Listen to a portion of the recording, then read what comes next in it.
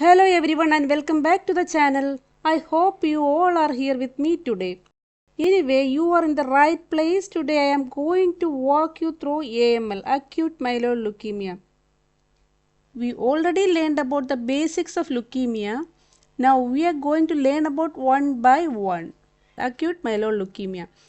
It's a group of hematological diseases, phenotypic and genetically heterogeneous, characterized by abnormal accumulation of blast cells in the bone marrow and peripheral blood. About the definition of leukemia, we discussed many times now. Yes, what is phenotypic and genetically heterogeneous?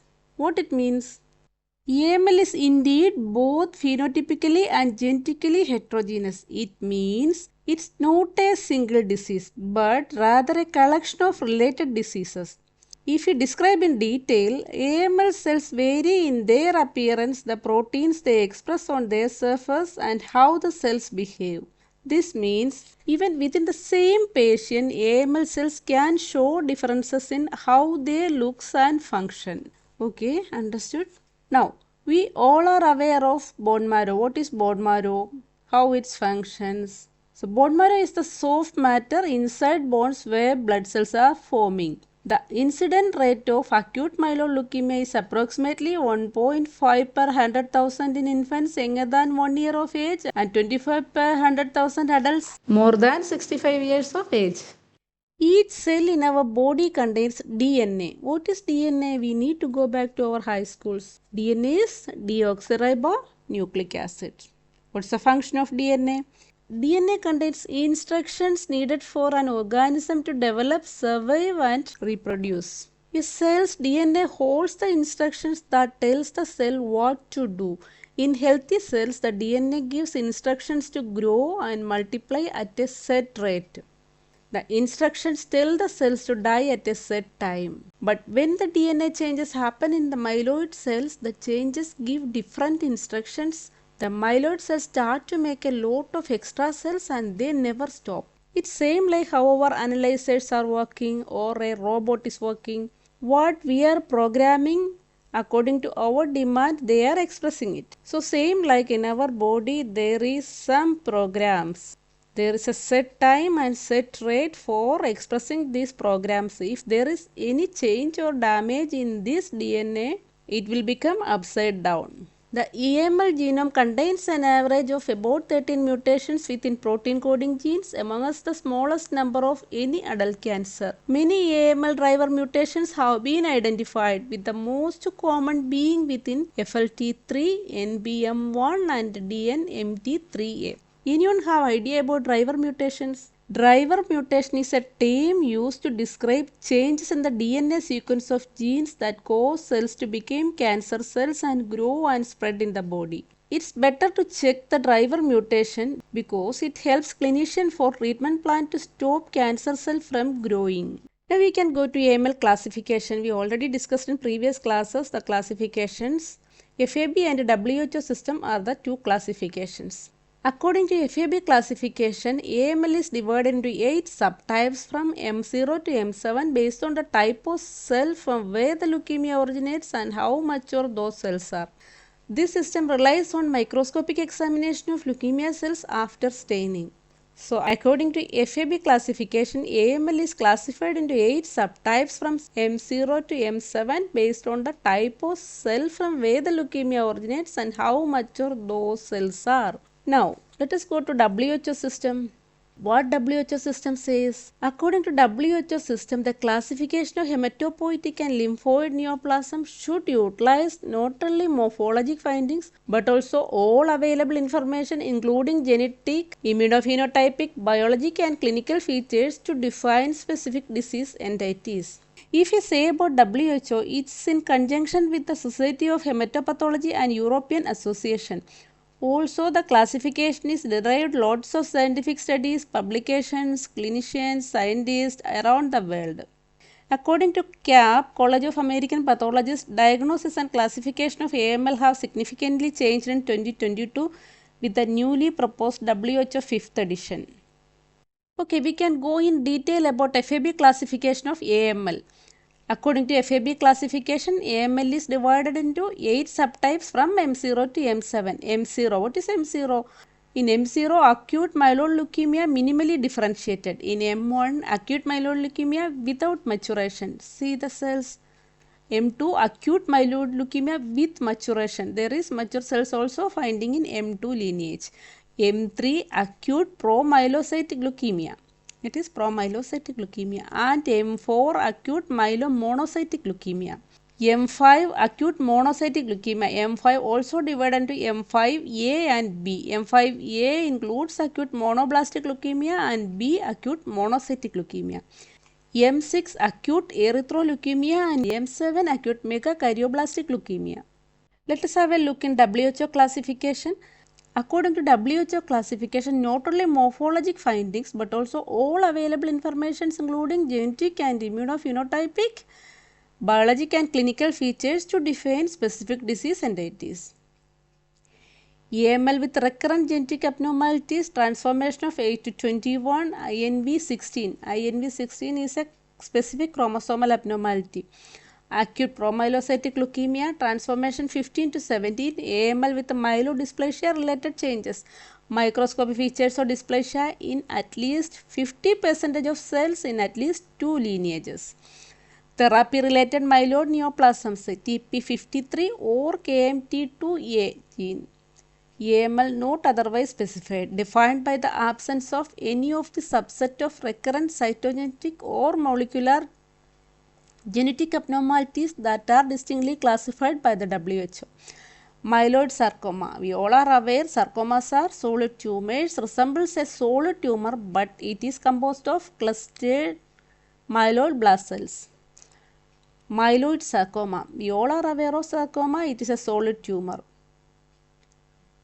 It resembles a solid tumor but it composed of clustered myeloid blast cells. In myeloid sarcoma, there is clustered myeloid blast cells. Myeloid proliferation related to Down syndrome. Children with Down syndrome have a greatly increased risk of acute leukemia. What are the risk factors of AML? There is genetic factors, environmental factors, blood disorders, previous blood disorders, age and sex, and other some factors. Genetic factors include numerical and structural chromosomal aberrations and Down syndrome. Environmental exposures, ionizing radiation, benzene, certain chemotherapy drugs, smoking. Prior blood disorders, MDS and aplastic anemia. Age and sex, AML increases with age. AML increases with age. Males are more likely to develop AML than females. Other factors include history of prior chemotherapy or radiation therapy, increase the risk of secondary AML. Other factors include history of prior chemotherapy or radiation therapy. These therapies increases the risk of secondary AML. Okay, just let us know about aplastic anemia and myelodysplastic syndrome. In aplastic anemia, many of our bone marrow stem cells are injured or destroyed. With fewer stem cells, our bone marrow cannot produce an adequate number of blood cells, though the cells that are produced are healthy.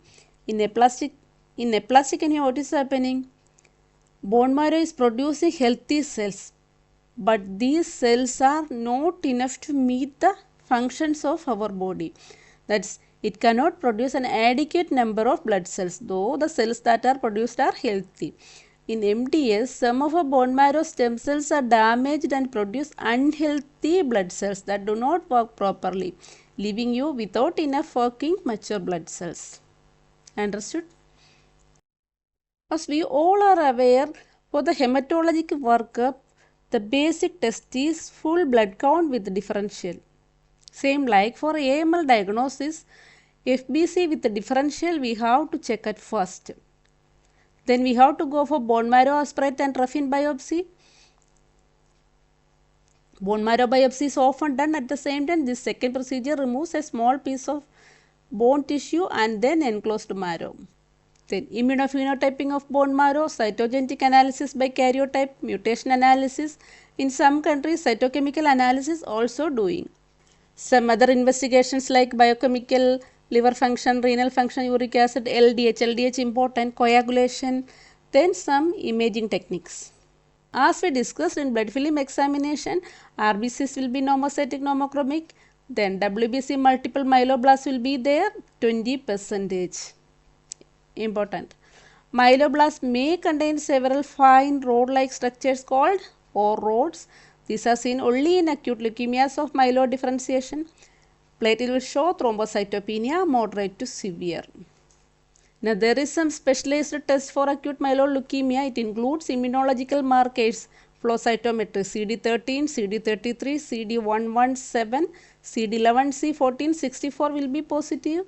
Glycophorin, platelet antigen CD41, CD42, CD61 will be positive. It depends on if it is monocytic CD11C 1464 erythroid glycophorin, and if megakaryoblast platelet antigens. Myeloperoxidase will be positive for undifferentiated leukemias. Chromosome and genetic analysis, if you are going to cytochemistry, myeloperoxidase and Sudan black will be positive. See the images, myeloblast and blast with Auer rods. Blast cells without differentiation show few granules, cytoplasmic granules you can see, but may show Auer rods. Here there is Auer rods, here also. Monoblastic leukemia, in which more than 80% of blasts are monoblast. Monoblast leukemia, in which more than 80% of blasts are monoblast. Erythroleukemia showing erythroblast, and megakaryoblast showing cytoplasmic blebs on blast. See the blebs. Yes, we can discuss about the clinical features of AML. There will be bone marrow failure dominated by bone marrow failure due to malignant cell accumulation. Leads to frequent infections, profound anemia and thrombocytopenia. Bleeding tendency from thrombocytopenia and disseminated intravascular coagulation, especially in the pro-myelocytic variant of AML. Tissue infiltration, tumor cells can infiltrate various tissues. Gum hydrotrophy, skin involvement and CNS disease are characteristics of myelomonocytic and monocytic subtypes. I will show an image. See.